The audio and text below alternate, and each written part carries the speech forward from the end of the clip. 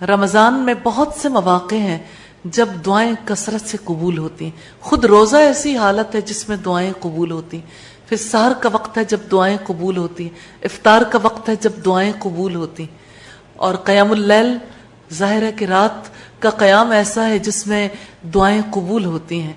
نبی صلی اللہ علیہ وسلم نے جنت کے لیے دعائیں کی، دعائیں کرنی سکھائیں. جیسے آپ صلی اللہ علیہ وسلم کی دعاؤں میں سے اللہم انی اسألک الجنہ، کہ اللہ میں تجھ سے تیری جنت کا سوال کرتا. اسألک الجنہ، اے اللہ میں تجھ سے جنت کا سوال کرتا ہوں. واستجیر بک من النار، اور میں تیری آگ سے تیری پناہ چاہتا ہوں، آگ سے تیری پناہ چاہتا ہوں. یہ نبی صلی اللہ علیہ وسلم کی حدیث ہے. 3 بار آپ صلی اللہ علیہ وسلم نے یہ الفاظ دہرائے. ابن ماجہ کی 1453 اور ترمذی کی روایت والیوم 2 پیج 319 پر ہے. ربنا آتنا فی الدنیا حسنۃ وفی الآخرۃ حسنۃ وقنا عذاب النار. البقرہ کی 201 نمبر آیت ہے اور ابو داؤد میں یہ 126 نمبر پر موجود ہے.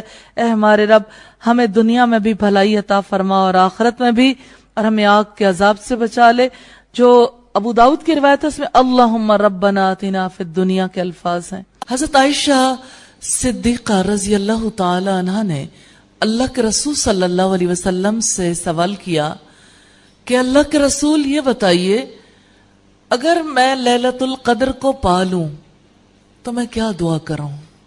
اب صلی اللہ علیہ وسلم نے یہ دعا سکھائی، اللہم انک عفو تحب العفو فاعف عنی.